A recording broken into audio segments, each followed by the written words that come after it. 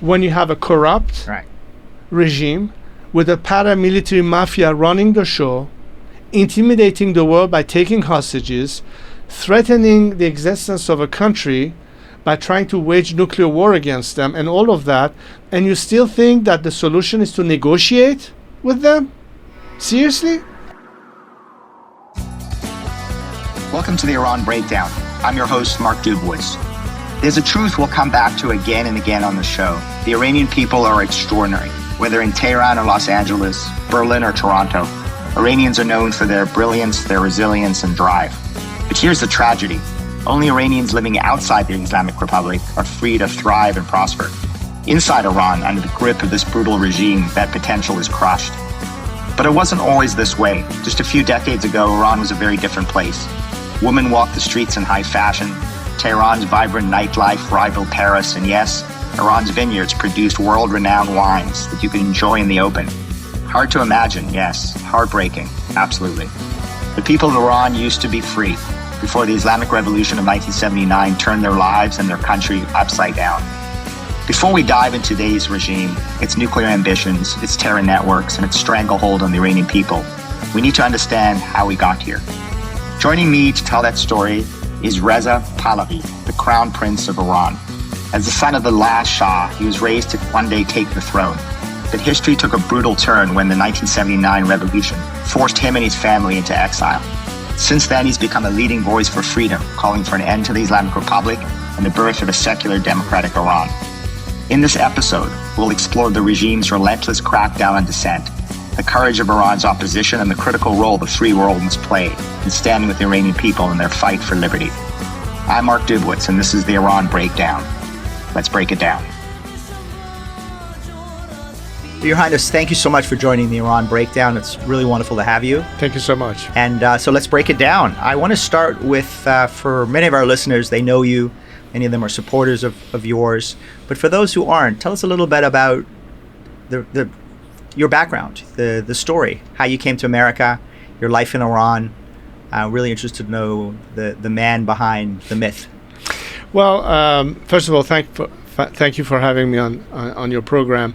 I will start by saying that I was pretty much getting groomed to be the successor to my father as a crown prince. So my life in my early years of childhood and my teen years was, apart from going through the same educational process that every other Iranian would go through in school, I was also getting prepared for the role, and therefore would have separate briefings by representative of various branches of government, civil and military, also participate in some more official ceremonies by, for instance, presiding over the a sport event, or giving prizes to workers, or visiting factories, things of that nature, which is pretty much what in most royal families you see is being played by and you became crown prince at a very young age. Well, I was officially nominated when I was almost 7 years old. That was in 1967.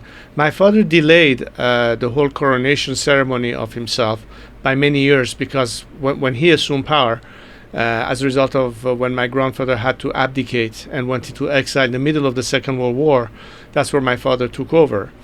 And it was not, that was back in 1943, if I'm not mistaken.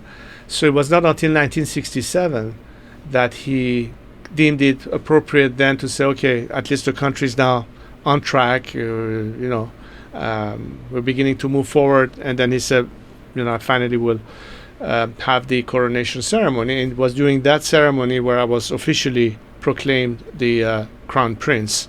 Even though at birth it was established, but it was a way to officialize it. So it was back in 1967. At the time I was like 6 or 7 years old. And so I stayed in Iran until the summer of 1978, which is when I graduated from high school. And the plan was for me to travel to the United States to formally undergo pilot training program in Reza Air Force Base.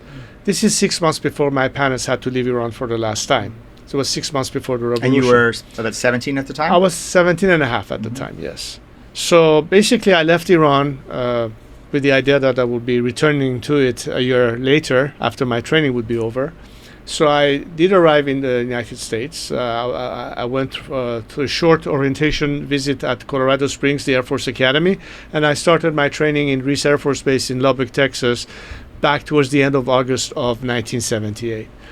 And that pretty much was, the plan. And then in the meantime, we started seeing more and more upheavals in Iran, the revolutionary fervor, and all of that led to ultimately my father leaving Iran in January 16th of 1979. So that's practically about 6 months after I left Iran for the last time. And then from there on, the exile period started, meaning that about a month after my father left Iran, Khomeini returned to Iran. The new revolutionary government was put in place, and in the meantime, my family was moving from country to country during this whole exile period. So that pretty much changed the whole,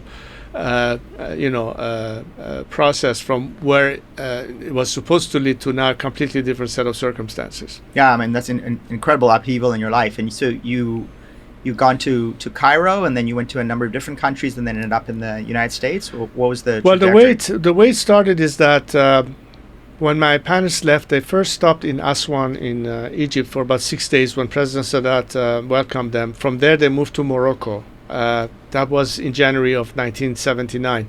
I was still in Reese Air Force Base. I left Texas to come and visit with them. First time I saw them again since I had left Iran, 6 months prior. Stayed with them shortly in Morocco, went back to Texas to finish my training. At the time, the revolutionary government had started exerting pressure to terminate the training of all military pilots, Iranian Air Force pilots training in the United States bases. And I remember at the time, the decision was made to expedite my graduation. They knew I knew how to fly already. Before I came to the States, I was flying F-5s in Iran. I was age 16 when I soloed on an F-5 in Iran. So it's not that I didn't know how to fly a plane. It was just to go through the formal training. So they expedited the training so I could get my U.S. Air Force pilot wings before the cutoff point of terminating the training program for Iranian pilots was to take place. So instead of graduating in June of 1979, I finished my training at the beginning of March, right about this time of the year, back at that time, which is when I then left to join with my parents. We were still in Morocco, and I would go quickly through the various phases. From Morocco, we went to the Bahamas. We were in the Bahamas for about a couple of months. From there, in Mexico, my father had his operation in New York. That's where the hostages were taken in the U.S. Embassy in Tehran. We couldn't go back to Mexico. We ended up in Panama. Finally, from Panama, the last stage of my father's exile was back in Cairo, where he went there and then ultimately passed away in July of 1980. So probably about a year and a half since he left Iran was the period from where he left Iran to his And when demise. did you come to the United States? After my father passed away, I was in Cairo for almost about a year together with my mother and my siblings. At that time, I moved to Morocco. I lived in Rabat, Morocco for about 3 years between 1981 and 1984. At that point, at some point in 1984, I moved to the United States. We figured that strategically the location made more sense in terms of, back then you didn't have smartphones and be able to connect with everyone on the planet. It was hard to get an outside line. I'm old enough to remember those days. There was no such thing as social media or anything like that.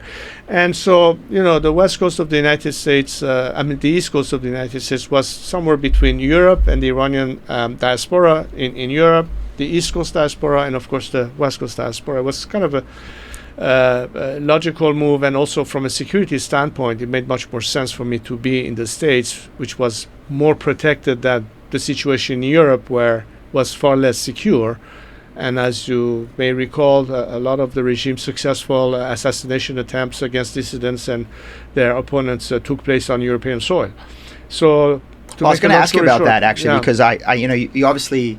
46 years later, the trajectory of your life completely changed because of the Islamic Revolution. You've been in the U.S. now since the 80s. Since 84. And have become very popular. I mean, you've got huge support, huge social media following for somebody who like me, didn't grow up in the internet age or the social media age, you've certainly mastered it. And I think that it's remarkable the level of support that you have outside of Iran and seemingly inside Iran. And the regime has been brutal against its opponents. I mean, I was digging up in my research some names of people that I know you were very close to. And recently, Mohsen Rafik Doust, who was a former minister of the IRGC, of the Islamic Revolutionary Guard Corps in Mossavi's government, and he was head of the Mostazavan Foundation. He talked about his role in the assassination of people I think who you knew very well. Shahryar Shafiq, General Ovisi, Bakhtiar, and then I found this TV personality, Feridun Farokh Saad. These are people you knew well, and these were people who were assassinated by the regime. Tell us a little bit about these people. Tell us a little bit about what happened, and also the kind of impact that it had on your life and on your family's life. Well, when we went through the first wave, and that's at the time we were in the Bahamas in May, June of 1979, that's where the massive number of people who were executed by Khomeini, who were former ministers in the government and or military officers, started back then. But beyond the executions, we came to a phase of assassination of opponents to the regime or dissidents. One of the first victims was, as you referred to, my late cousin Shahryar Shafiq, who was not because he was a member of my family, but he was probably one of the most popular young officers in the Iranian Navy, very much revered and adored by his supporters. He came out of Iran. He had to escape the country, obviously, being a member of the family, and he came to Paris. And it was not long after he arrived in Paris that he was assassinated by the regime. So obviously, it was somebody who could have played a very significant role vis-a-vis, the forces that were still loyal to my father or in the military, and obviously he had to be eliminated by the regime. Same thing in the case of General Ovesi, who was one of the most prominent senior generals in the Iranian military, also quite revered among his peers. And General Ovesi, together with another member of the Iranian armed forces, General Ariana, who at the time were two of our prominent military officers now in exile, trying to organize, whatever they need to do in opposition to the regime. He was taken out as well. Shahpur Bakhtiar, who was my father's last nominated prime minister, who obviously was very much opposed to the regime, both the Marxist forces and the Islamists at the time, and was, as a nationalist, always professing his ideas. I was working quite closely with him when the Iranian opposition was beginning to first form and assemble itself in Paris. It was, of course, himself, and there was also Dr. Ali Amini, who was also former Iranian prime minister, but Bakhtiar was also assassinated by the regime. And where was he killed? He was actually killed in his own home in Paris. It was an inside job of some form, or at least infiltration, as far as we know. And of course, the personality that you mentioned, Feridun Farokh Saad, the interesting story about Farokh Saad is that Farokh Saad himself was of leftist background. In fact, at some point, I think he was a member of the Tudeh party, or at least had sympathy to the Tudeh party, the which was Marxist the Iranian party. Communist Party. Right. And not that he was necessarily a revolutionary, but he had sympathies to the left. He was one of the first people to openly say, how wrong they were in their visions. He pretty much denounced that opinion, was very nationalist, very supportive to the cause. He was a big supporter of myself from the very beginning. And, he was quite a well-known figure. And he also did not escape the wrath of the regime. Anybody who would stand against the regime from the very beginning would be subject to assassination. other people were also lost. There are people who work with a former education minister of ours, Dr. Ganji, and his organization. We had Qasemlu, who was the leader of a Kurdish party, was assassinated in Mykonos, which was a nightclub in Germany, and so on and so forth. If I'm not mistaken, there were 66 successful assassinations by the regime on European soil of Iranian dissidents in the early 80s. Yeah. So on the Iran breakdown, we're going to do a future episode on Iranian regime assassination campaigns around the world. But I wanted to ask you, because many of these men were assassinated either inside Iran or in Europe. You mentioned that you moved to the United States to be more secure, and yet all these years later, decades later, the regime is operating on American soil. Masih Alinejad, a well-known Iranian dissident who has been very active in Iranian women's rights movements, has been targeted 3 times on American soil. They've tried to kill her, including in her home in Brooklyn. In fact, as we're recording this podcast, the trial is taking place in New York. The three men who were hired as agents by the Islamic Republic to kill her are being indicted and hopefully will be convicted. But it does suggest that the regime feels they can operate with impunity on American soil. It's been going after former American officials like Mike Pompeo and John Bolton, Brian Hook, and General Milley. So U.S. officials, anti-regime dissidents, prominent people that speak out against this regime. And I think at FDD, we obviously take this personally because we've been sanctioned by Iran, and 6 of us have been designated by the Islamic Republic. So we all are very concerned about this issue. What can the U.S. do to prevent the regime from succeeding in harming us and our supporters? Well, I'm really glad that you asked this question. And by the way, it's not just only Iranian targets. I know at some point the Saudi ambassador here was subject to a terror plot that failed. So, I mean, the regime with impunity will try to eliminate anything that they consider being harmful to their interest. And to your point, what I would like to start saying is that as of late, we have seen that many governments have unfortunately bowed towards blackmail by the regime in the sense of hostages that they take. And all of this started with the beginning of a position of appeasement that only emboldened the regime to realize that actually it pays to take hostages. They pay ransom for them, and as a result, they feel more empowered to continue on the same path. Not only starting from the very beginning, but even as of last month when I visited Europe, I was supposed to attend a conference at the Munich Security Conference. There was a last-minute intervention by the Foreign Ministry of Germany, stopping that from happening, although they claim that they don't have any direct involvement in the decision made by the Security Conference. But people at the Security Conference themselves said that, we were placed under pressure because some hostage was supposed to be returned, or I think it was the body of a German Iranian who was there. In fact, I know his daughter very well, and there's a whole process over there. Because they got a lot of publicity that you had been disinvited from the Munich Security Conference, right? And from the foreign committee of the Dutch Parliament, where I was supposed to also visit. And similar to the German Foreign Ministry, the Dutch Foreign Ministry exert the same pressure, saying that this will, threaten the diplomatic relationship with the regime and so on and so forth. My point being is that the minute you start, as a French senator told me when I visited with them a few weeks ago in Paris, he says, we have become hostages to our hostages. When we start accepting that, it's like, dealing with terrorists or playing to that, then there's no end in sight. And that pretty much gives, free rein to the perpetrators of this crime to feel totally free to operate the way they want. Fund radical organizations on various territories. Khamenei has many offices based in Europe who finance anti-Semitic organizations that threaten journalists or intimidate, the Jewish community and so on and so forth.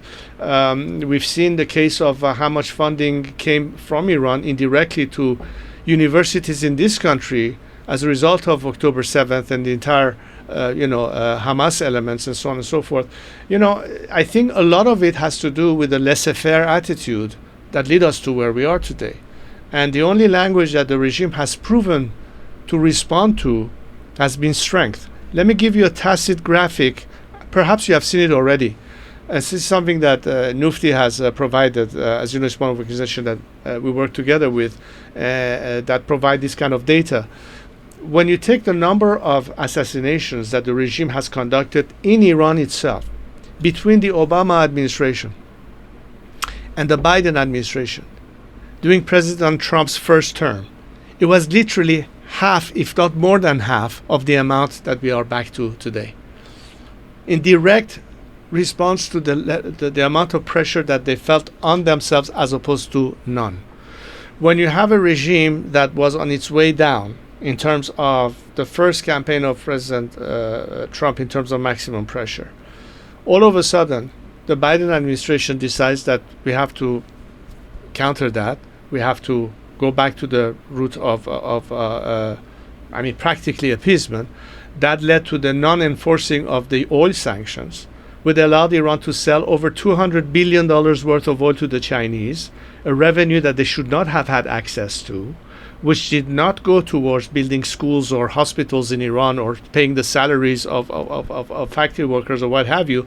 Instead, it went to reinforcing their proxies in the region.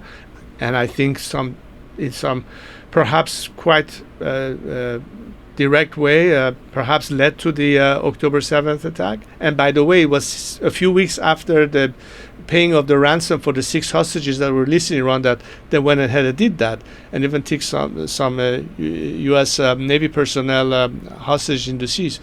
This sort of behavior has only emboldened the regime to take this action. So when you ask me, are we safe in terms of this regime feeling free to do whatever it wants on foreign soil? As long as this attitude remains, we can only expect to see more of the same. Right, and I want to talk to you about that later in the podcast, because obviously President Trump is back with at least an announced policy of a return to maximum pressure, and hopefully under President Trump, a clear message that if the regime harms Americans, they'll be, quote, hell to pay, as he said in a number of other different contexts. But because of the threat to Iranians, to outspoken opposition leaders, you're obviously one of the most popular opposition leaders out there, and I want to talk a little bit about your popularity. Where do you think it comes from? You've obviously been for now, I guess 46 years, if I'm counting that right. If you've been out there as a figure of opposition, starting as a young man, and now now into your 60s, and you have huge support, as I said, in social media, huge support in the diaspora, and presumably also inside the country. Where does it come from? Is it your name? Is it the legacy of your father? Is it a memory of what Iran used to be before the Islamists took over?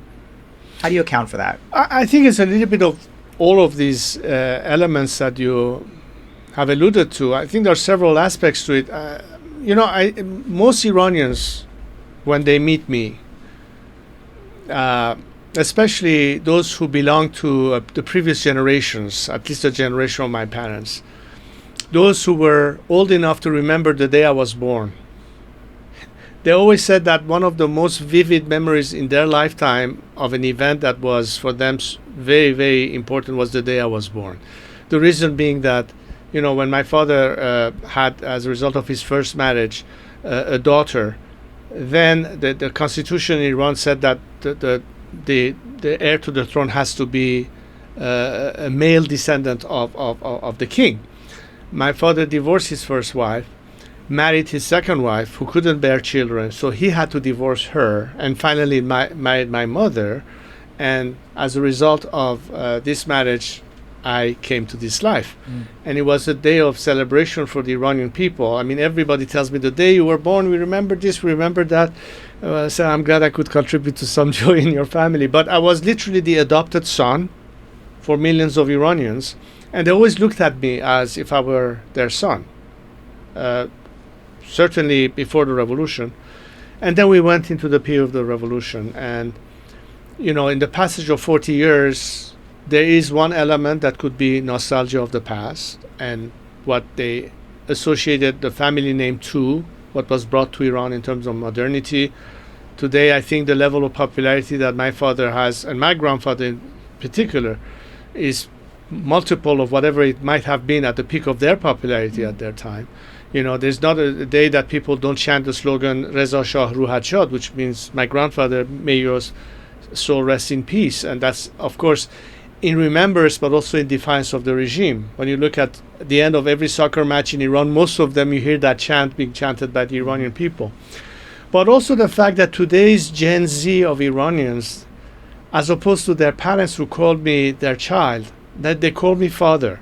So, you know, the 7-year-old of the day of the coronation to the 64-year-old that they now look almost like a father figure, it's a story of a lifetime. It's a story of 44 years of at least my life since I've been outside of Iran, but including the life where I grew up to this position. And my own track record, right, and what I've done and the positions I've taken and my vision, and they buy into my vision. They see that I speak what is inherently their ultimate aspiration. So it's not just nostalgia, it's not just name. I think a lot has to also to do with my track record. And one thing that I would be proud to say that defines me, and I think most people, including my worst enemies, will not argue against, is that what I've been saying for the past 40 years has always remained one and the same. I have never wavered from my core principles. I've always stayed committed to it. And I think this is something rather rare when you see people changing their tune depending on the circumstances.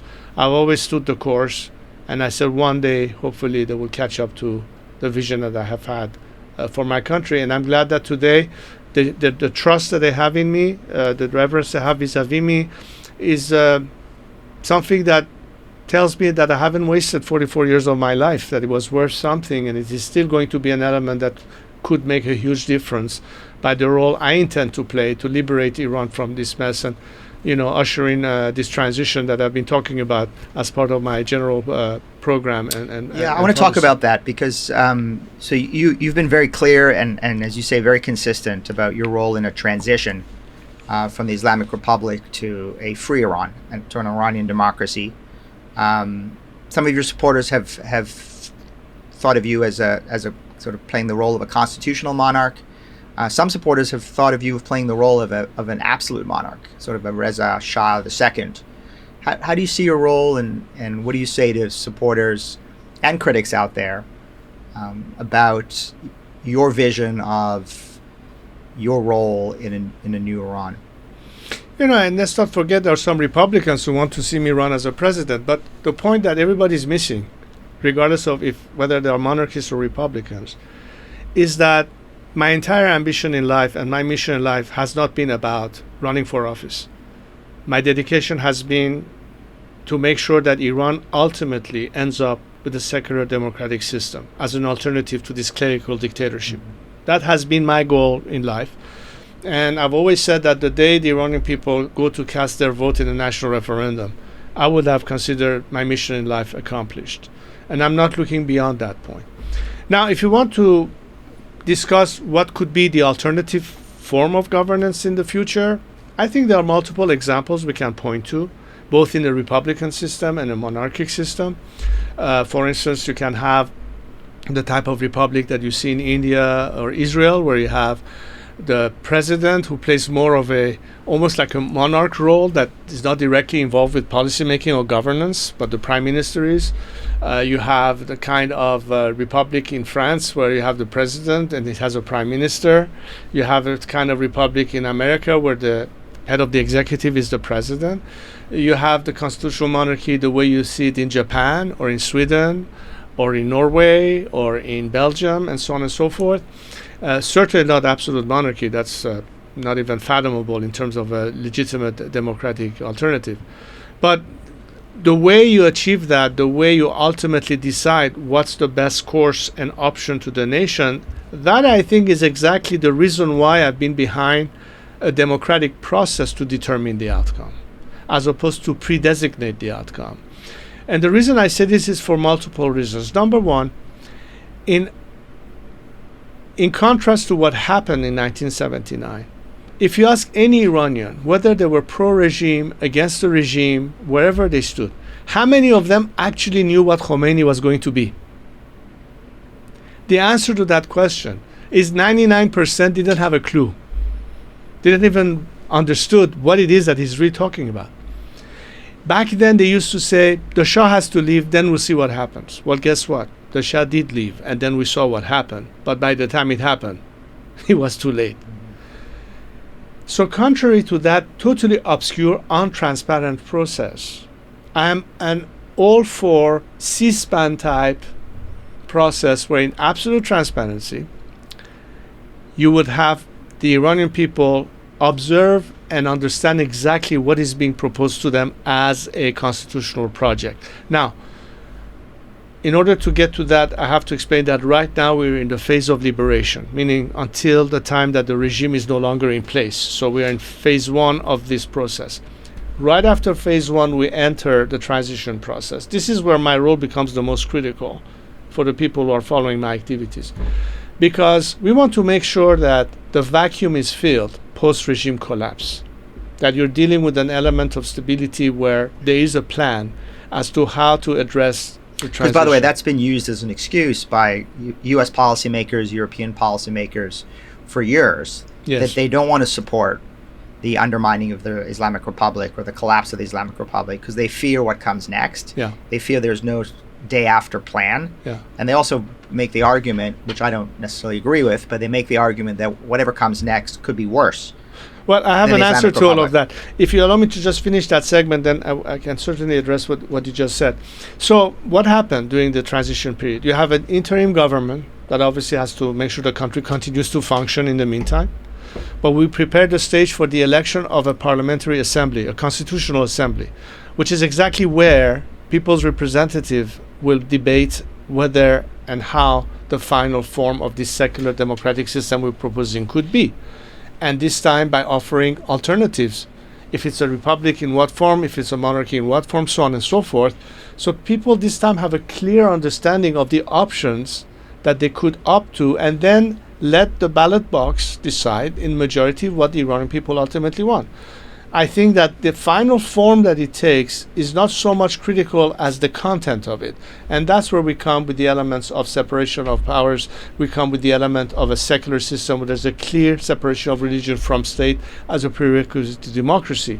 That we're talking about a constitution that is based on the Universal Declaration of Human Rights. So any form of discrimination is, by a factor of law, eliminated, whether it's discrimination about women or people's sexual orientation or political beliefs or ethnicity or religious beliefs and so on and so forth.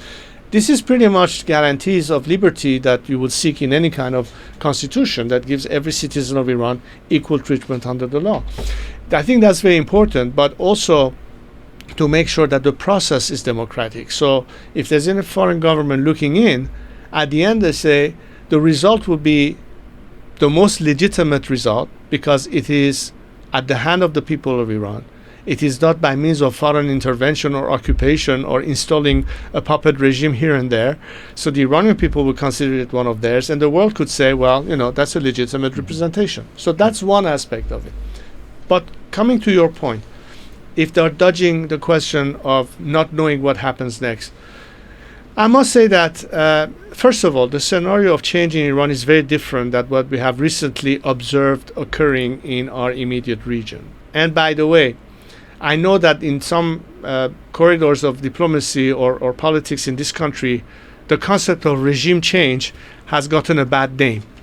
Well, because you poorly executed it in other places. Example, Iraq and Saddam Hussein and the de-Baathification. But you're not talking about, I want to clarify this for our listeners, because I think when, I've said this before, when people say regime change in Washington, the brains of our policymakers and our experts freeze. And immediately they think of Iraq, or they think of Afghanistan, or they think of Libya. They think of a military-led regime change, 500,000 mechanized troops invading Iran. You're not talking about that. Of course not, and that's why we need to talk about this. Right. That's precisely one of the reasons we have to talk about this, is because I think that the false fear they have of this scenario is based on an assumption that is just not there. That's not what we're asking for. Right. In fact, if you follow what has been my strategy and the way it should make sense to a foreign government, whether it is here in the United States or in Europe, is that the scenario that I am professing does not require the kind of intervention or involvement that you have seen in those other scenarios, which, by the way, ended up with a not quite successful end. But let me explain how I look at this. Look, the agent of change are the Iranian people themselves, number one. It's not a foreign intervention. It's not as a result of a military intervention of any form, whether it's against bin Laden in Afghanistan or, for that matter, what we saw in Iraq. The process by which we want to bring about change is based on civil resistance in terms of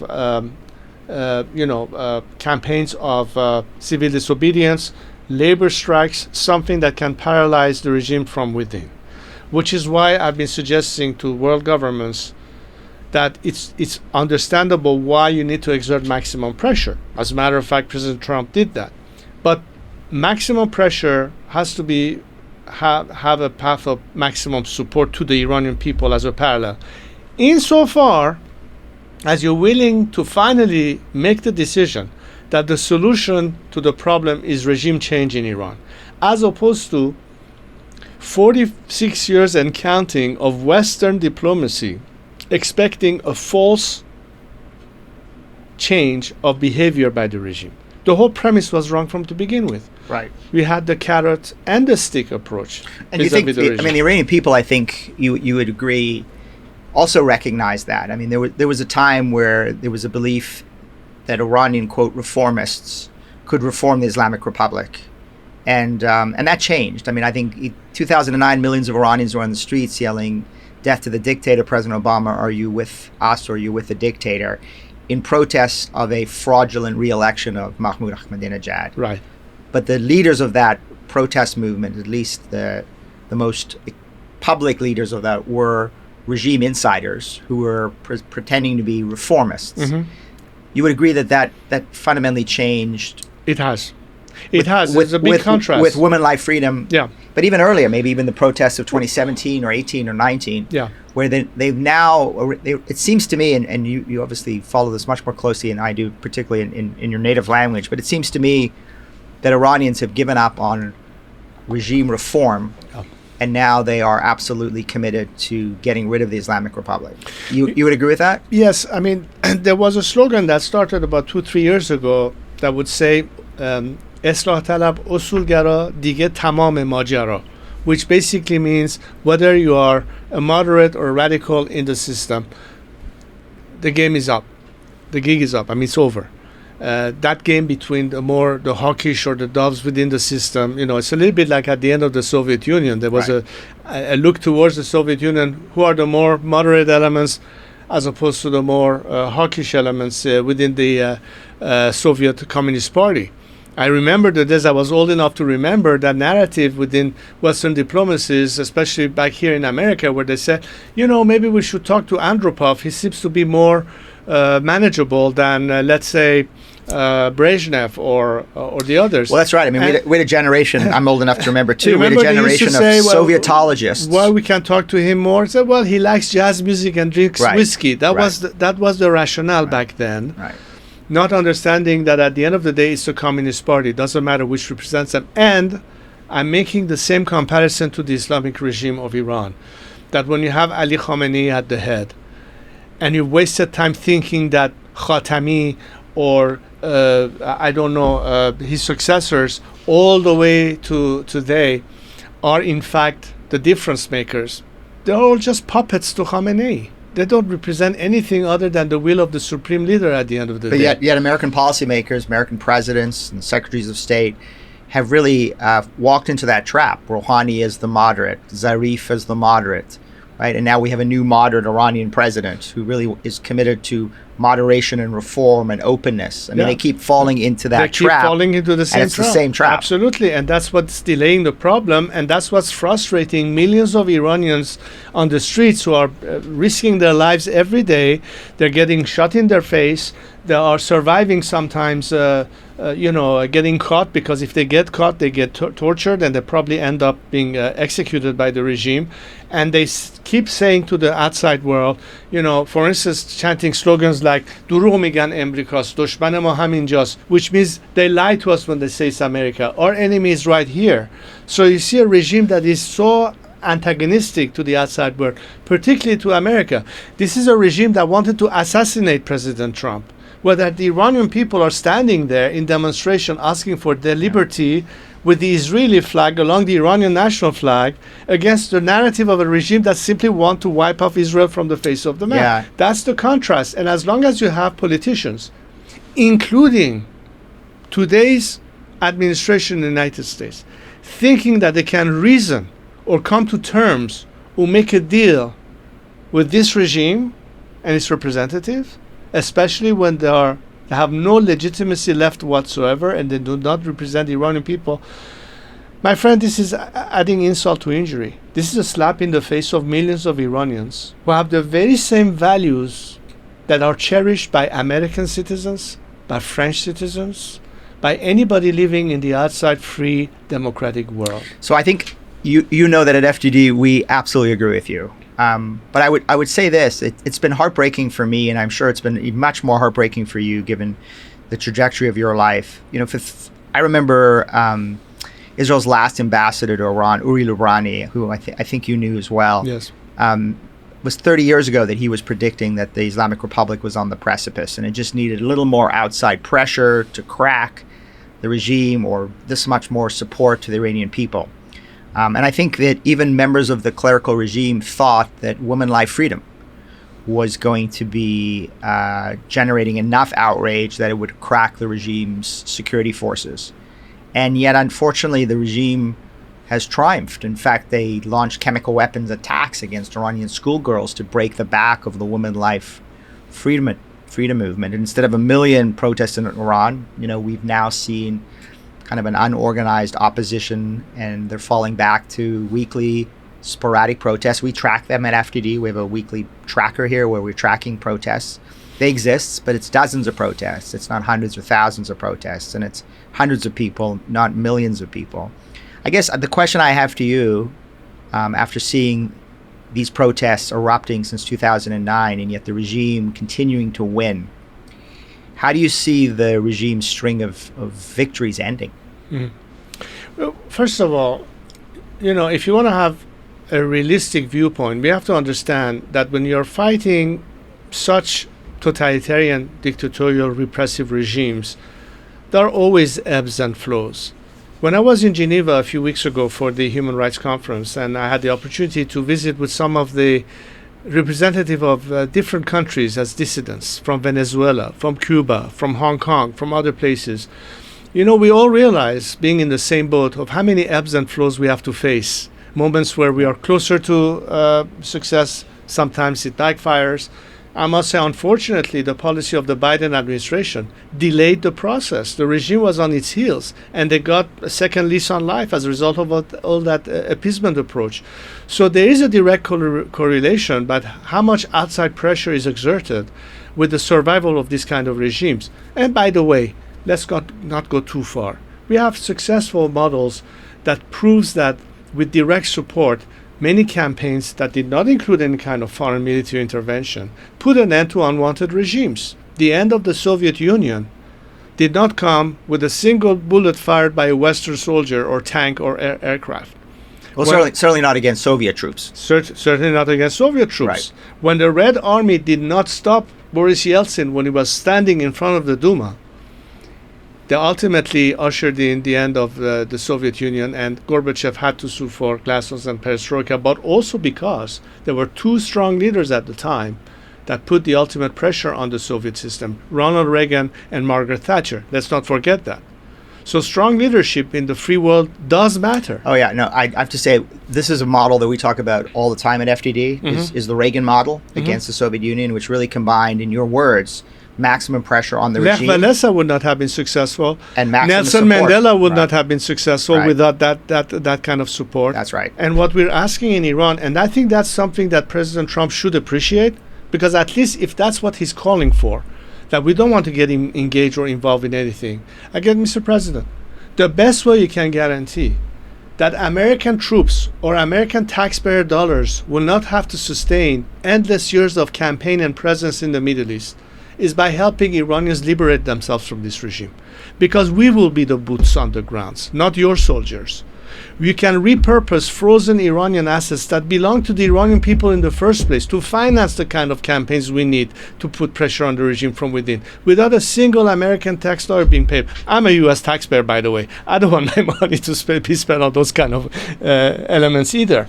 So I think that's exactly one thing that if he intends to divest from being engaged, well, the best way you can disengage is by allowing something to replace what would otherwise force you to be involved, whether you like it or not, which is bound to happen if this regime continues to be there. Why?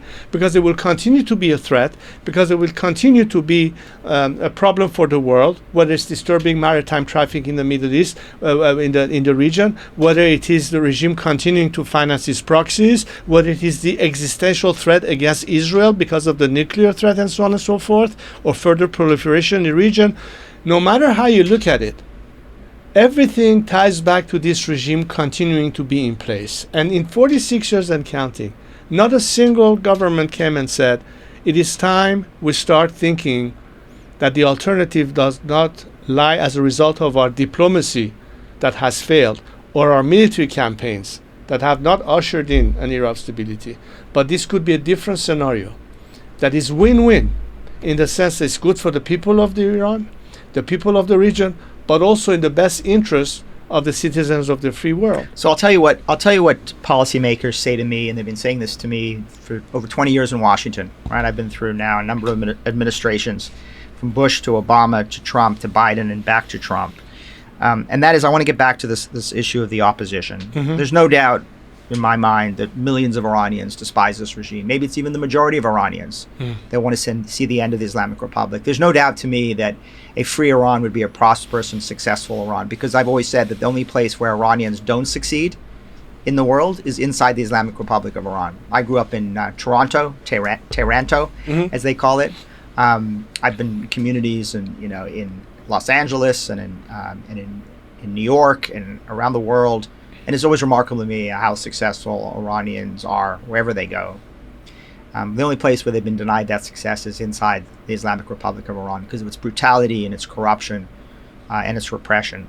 But what policymakers say to me is, Mark, if we could only get a unified Iranian opposition inside the country and outside the country, then we would have a unified opposition to work with. And we must have a unified opposition if we're able to take on the thugs of the Islamic Republic. So bring me back a unified opposition, and then we'll talk about maximum support for the opposition. What do you say to that objection? Look, the expectation of seeing more unity among opposition is not an unfair expectation. The question is, there are many elements that expedites and encourages more unity in an opposition as a direct result of your own behavior vis-a-vis the issue. Look, what would be the incentive of an Iranian activist, dissident, political prisoner, irrespective of their political persuasions, to think that they have a chance to overcome a regime that will execute a singer for just singing a song against them, while you're sitting here continuing to negotiate with the regime and its representatives, not taking any action against their behavior, because while they're taking hostages, they still have elements related directly either to the top heads of the regime and their families that are money laundering in Toronto or in London, or have members of their families that are employed by the US government that have direct relation to the IRGC, for instance. When they see all of that happening, they say, well, how clear are you in your heads of assessing the situation properly? I want to go back to a point you raised and then tie it into the opposition and the expectation that they have.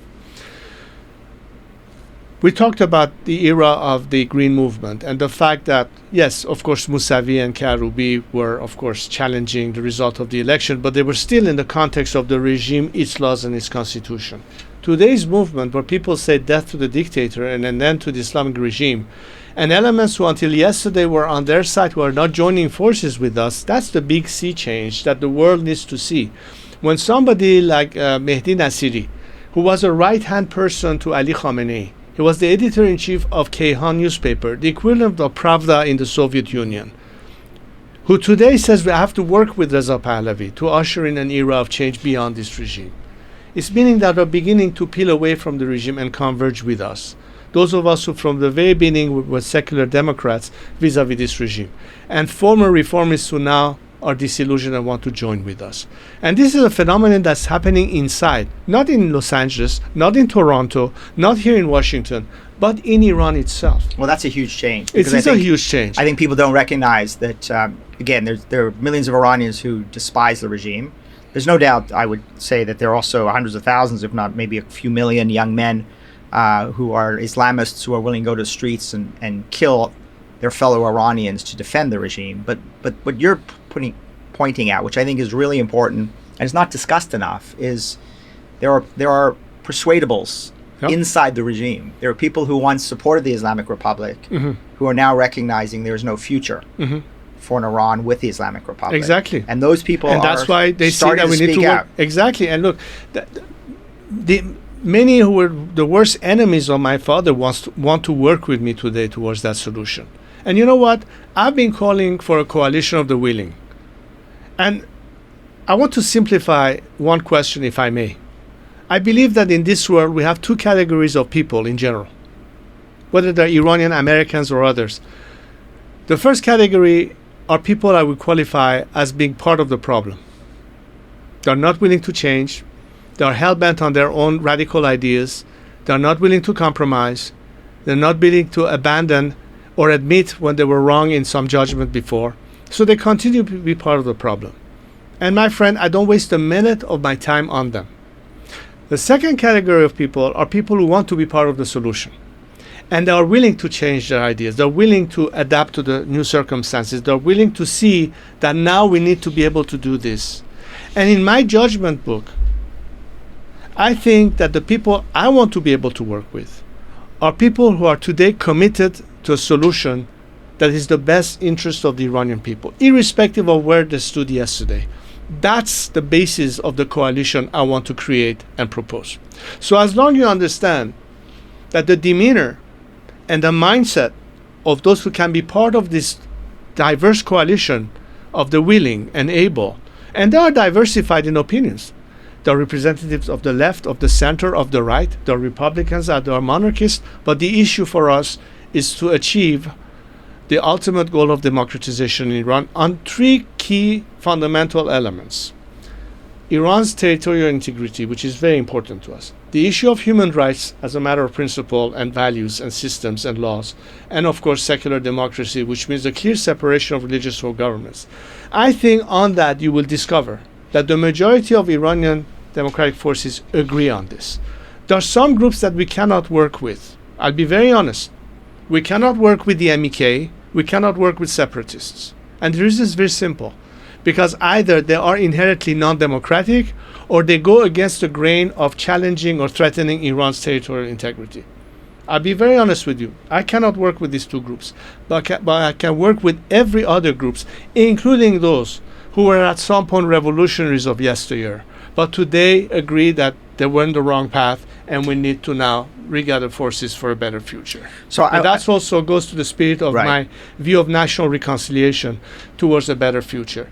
Maximizing defections from this regime to minimize the resistance against the Iranian people for that change and guarantee that the transition will be as smooth and as least costly to the nation. But I need to have that element of foreign support in this. So that's where I come back and tell those contrarians or naysayers or people who might be worried that are we yet again not sure as what the outcome would be. The devil that we know is better than the devil that we don't, which I think is a big excuse. I say, look among yourselves. Look how many people, just by looking at the Iranian diaspora, you made an allusion to it when living in Toronto.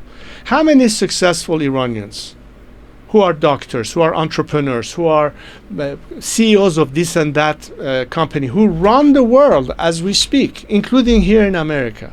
How much potential exists between them being the link between what once freed Iran with a country like America. I think President Trump will understand that, at the end of the day, it's good for business as well.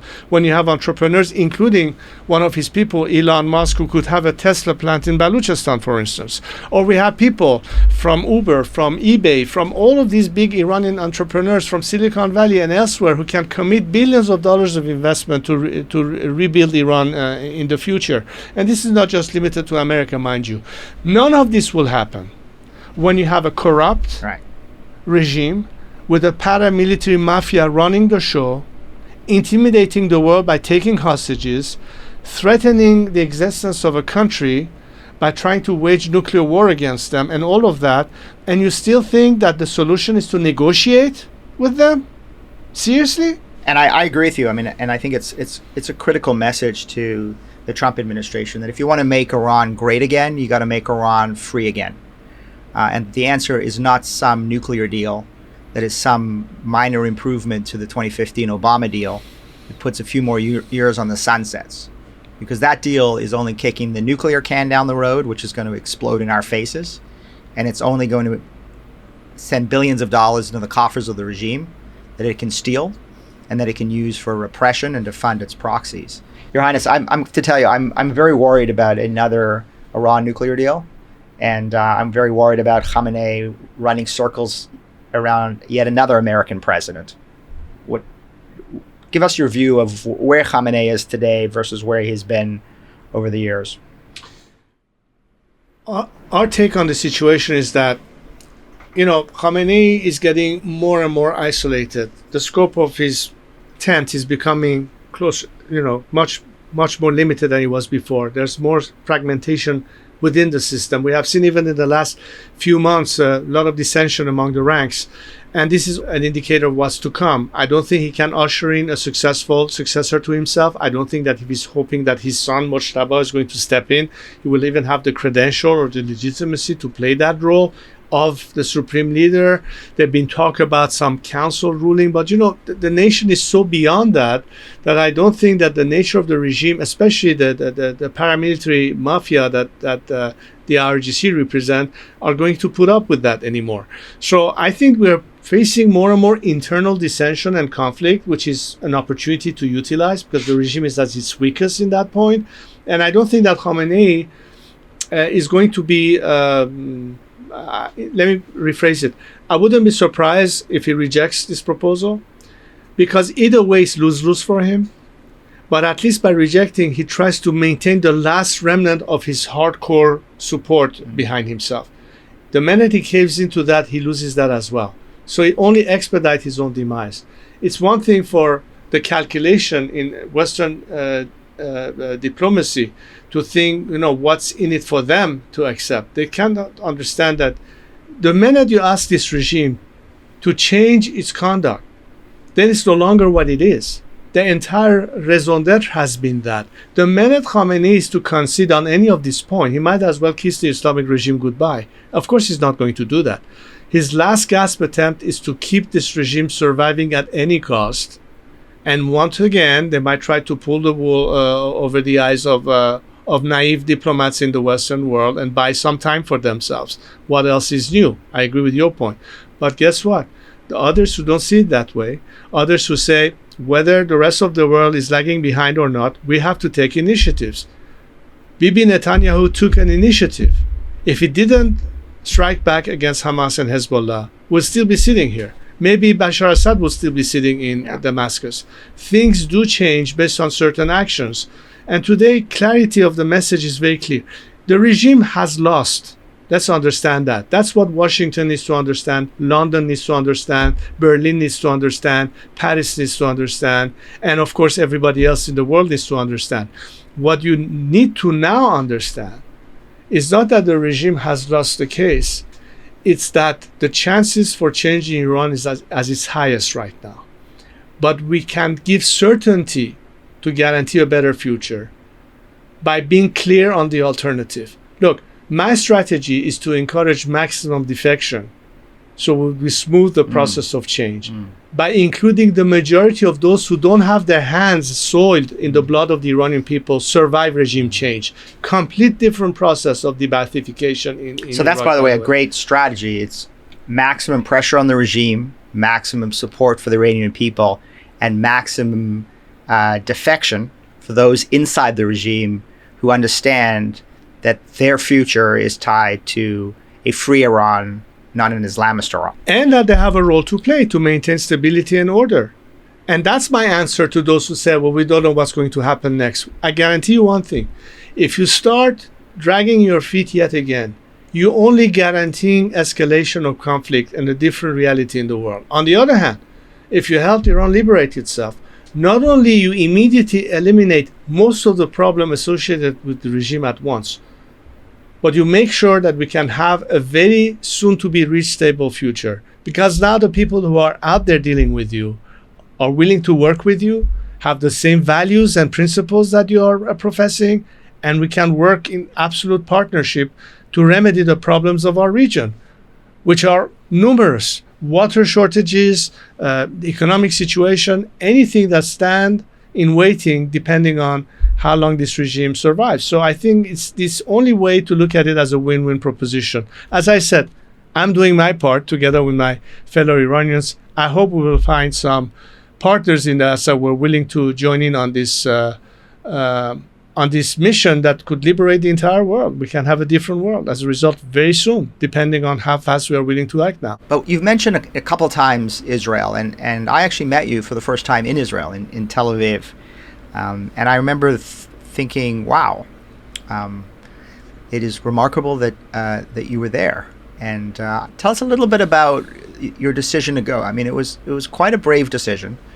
I would imagine it was quite a controversial decision within the broader Iranian community, though I think you're exactly right. I mean, I've been struck by the fact that really sometimes the only people that are at rallies after October 7th with Jewish Americans or Jewish Canadians or Jewish Europeans against Hamas and against Hezbollah and against the Islamic Republic of Iran are Iranians, are Muslim Iranians who are at the same rally. And so it seems to me that at the personal level, there's a really deep connection between Jewish Americans and Iranian Americans, between Israelis and Iranians. Do you get that sense as well? And was that sort of one of the reasons you wanted to go and really connect with the Israelis in the way that you seem to have done?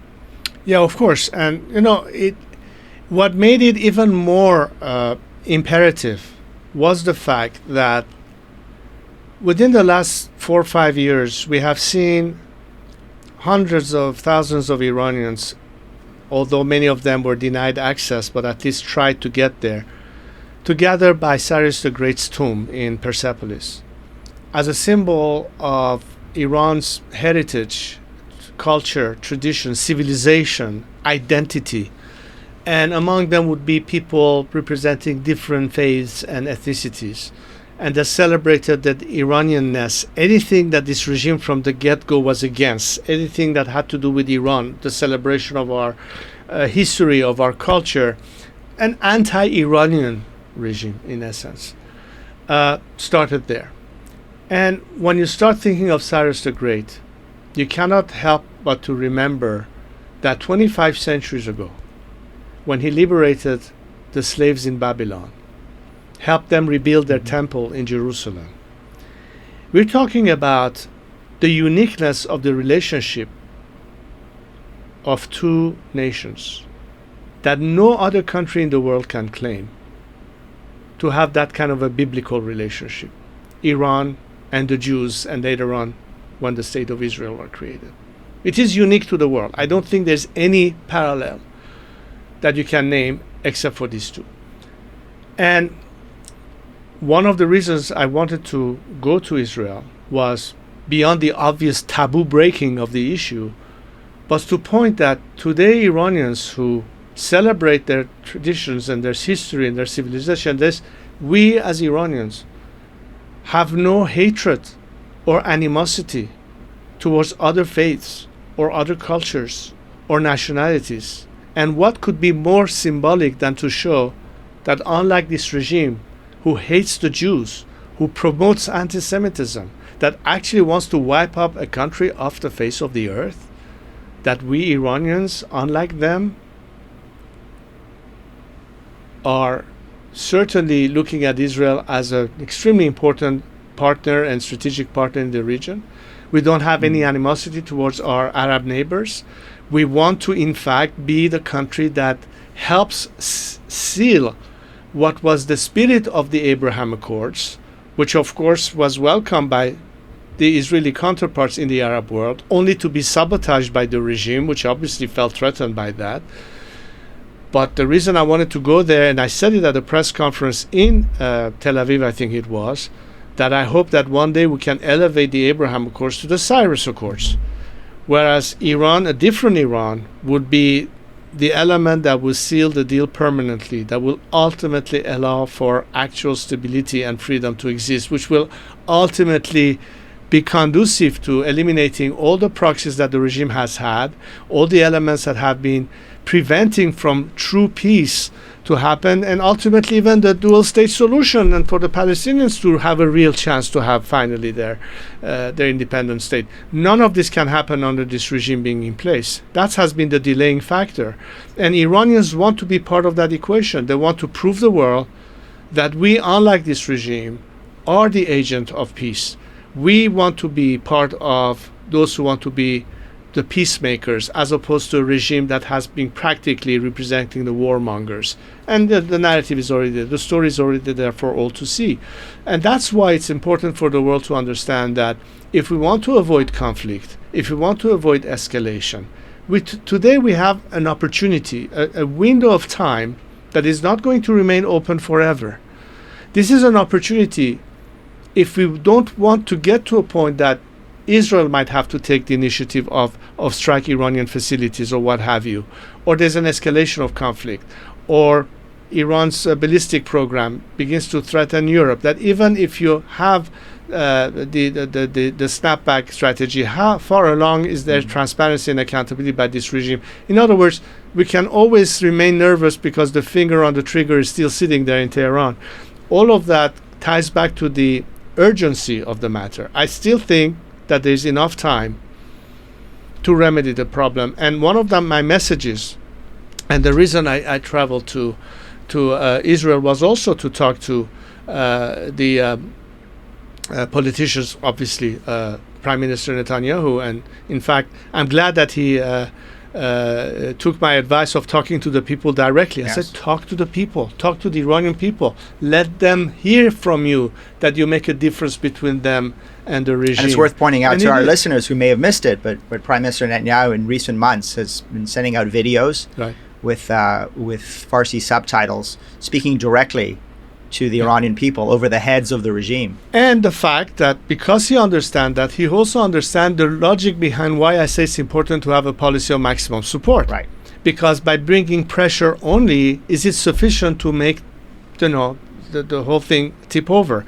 You have to give the Iranian people a fair chance of fighting the regime. So far, they've done it completely unaided and alone.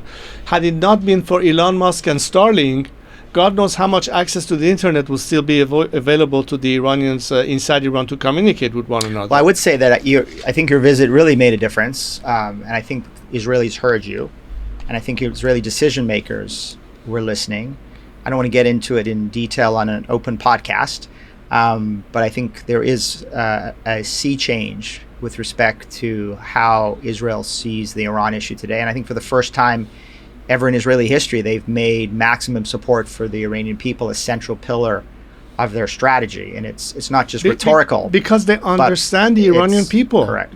Israelis, and I think a lot of people within the international Jewish community, not to mention the Iranian Jewish community, of course, actually understand and see why a different Iran can, in fact, bring about. They know the Iranian people much better than an American politician, or for that matter, a European politician might know.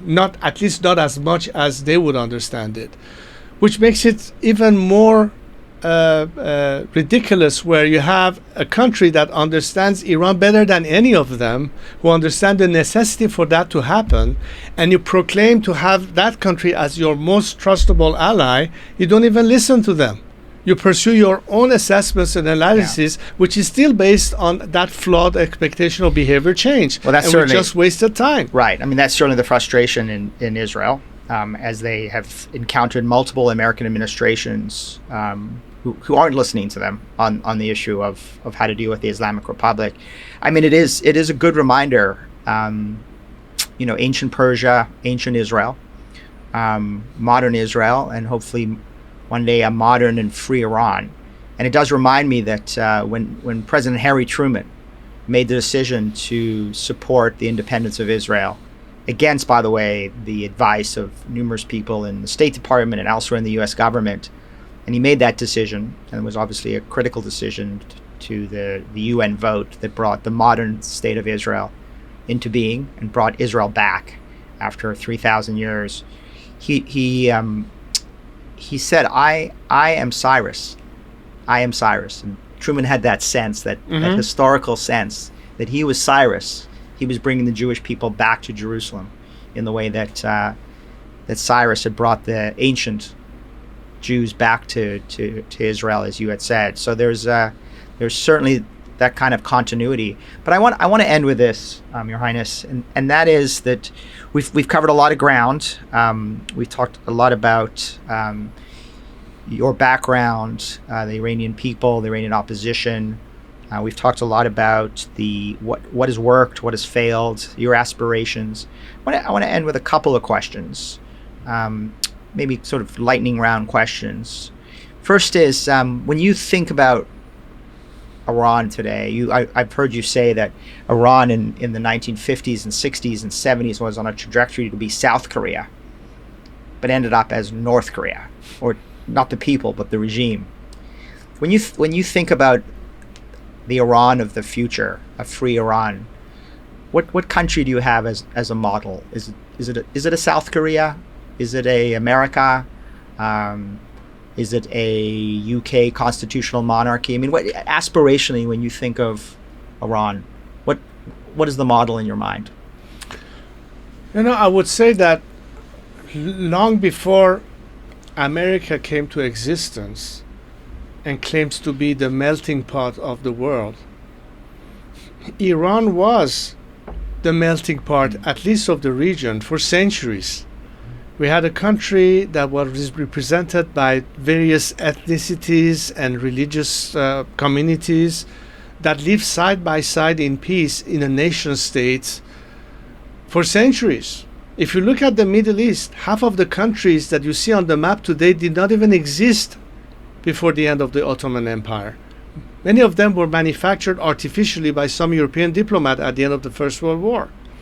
When you look at Iran and the fact that it goes back centuries of civilization and tradition, a country that survived multiple invasions, whether it was the Mongols, the Turks, the Arabs, and what have you, and we are still standing as a nation without losing our identity and culture, that's a very strong statement to make. So your answer really, I think I'm gleaning from this, is your answer is modern Iran should look in many ways like ancient Iran. What I'm saying is that in the 21st century, where we are seeing a world where how do you serve the best interests of your respective citizens, when you start looking at issues differently than the optic you might have had before. If MBS today, with his ambitions for Saudi Arabia, is distancing himself from the old school traditional point of view and the religious elements of the Wahhabists and the Salafists and what have you. And we had the same problem in Iran, and Khomeini created that problem as a clerics that resisted all the advents of Iran into modernity and emancipation of women and everything that was the resistance against that, as the Islamists were at the time. And of course, again, against the free world, when you had the Marxist elements that were stopping that, all of that happened and put Iran on the wrong trajectory. But the Iranian people are gathering themselves again, having gone through that sad tragic episode of having to deal with the Islamic Republic. But you know what? We're better for it. Why? Because if we were trying to make people in Iran understand why it is that a secular system is so vital, where separation of religious from state is so vital, they've just seen the alternative. They have seen now the alternative. Yeah. And that only puts us in much better shape than we were in the 50s, 60s, and 70s to achieve that. Because I think that part of a country's ability to manage itself, it's a learning curve. In other words, it's not just enough to bring in a text and say this is the new law or the Constitution. America started with the Declaration of Independence, which led, of course, to the Constitution and the Bill of Rights. But in between, you had the Civil War, you had many other issues, you had the movement of protest, and Martin Luther King, all the way until where America is today, right? Despite the fact that you had the laws and all that, but there has to be also a culture of tolerance. There has to be also a culture of acceptance, of diversity, and respecting that. This is a learning curve that a text by itself cannot guarantee. We have gone through that. The reason I have optimism and faith about my fellow Iranians is that I think that the best prepared to not only usher in that era, but belong to it and be directly responsible in preserving that, because they have paid such a high price to appreciate the importance of it. And that's why they're still fighting. And that's what gives me hope. But what I hope the world also understands is that the best way to guarantee your interest is to know what horse you're betting on. If President Trump wants to be a peacemaker, then he has to stop negotiating with warmongers. The peacemakers are not the regime and its representatives. You're wasting your time, even if you have to do it for good form. But I'm sure he doesn't realistically believe that this regime would even come clean. I know there are people in this administration who understand more than ever where Iran is. At least the first time I see somebody at the helm of the State Department who, since the revolution, has the better understanding of Iran than any of his predecessors, and that's Marco Rubio, and I've met him and I know how he thinks. This is very important, because if we have a misread on what's happening there, once again we're missing the boat. I'm glad that today the viewpoint in Israel is much closer to our viewpoint, because they understand what can happen. I hope that this administration catches up to that reality as well and see, let's guarantee our not having to get engaged by eliminating the problem once and for all. I hope the European governments will also have a reset in their policies, because if they keep dragging their feet, they will have more problem with immigration, which has a direct play into the way politics is changing in those countries, the energy dependence and the blackmail coming from Moscow every time the winter hits. A different Iran could provide all of those requirements. It's only win-win. But for God's sakes, let's not waste time. So let's end with this. Your favorite book on Iran. I know there's a number of our listeners who want to learn more about Iran. They're going to learn, obviously, quite a bit through this 10-part series. But if there's one book you could recommend, it doesn't have to be about politics. It could be poetry, history, culture, literature. What book should they read to give them a real insight into your country? I think to be absolutely on par with the sentiments of the nation today. And again, I think the most vivid element and aspect that we have seen in recent years is this renewal of an Iranian identity renaissance of some kind.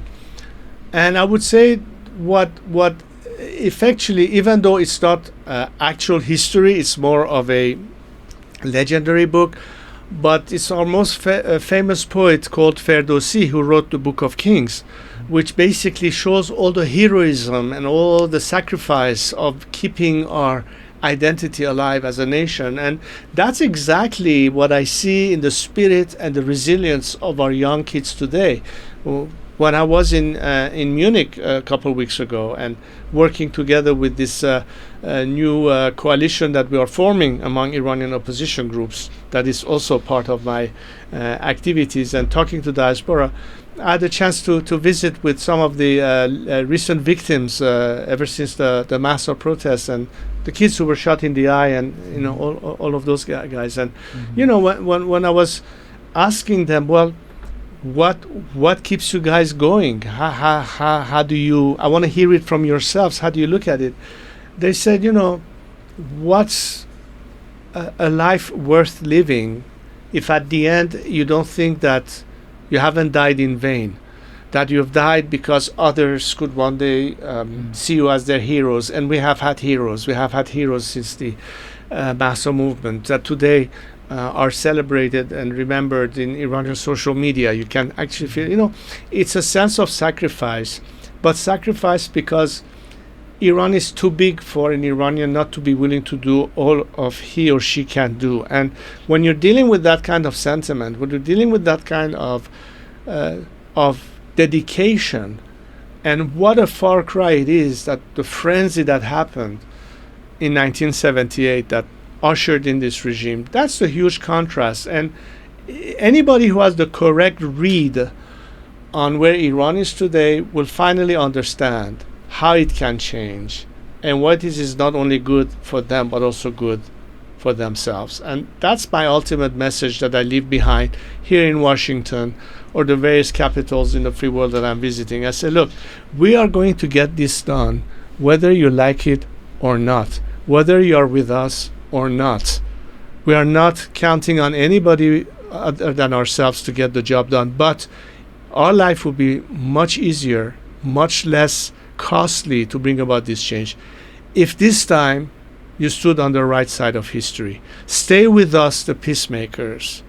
Give up the pursuit of trying to expect a different behavior and attitude by the warmongers.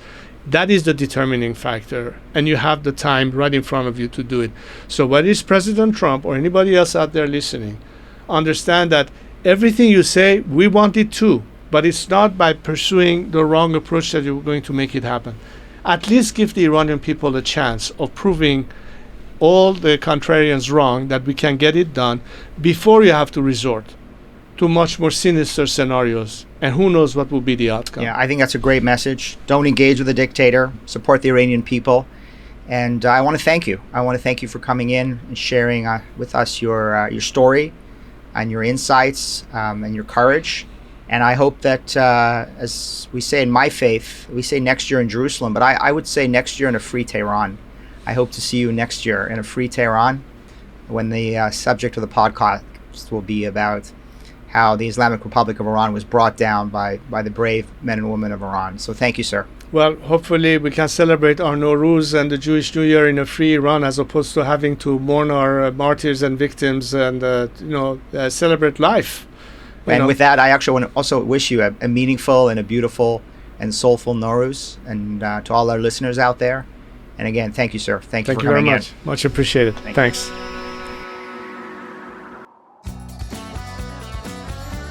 A huge thank you to Crown Prince Reza Pahlavi for sharing this powerful story, for reminding us exactly what's at stake in the fight against the Islamic Republic.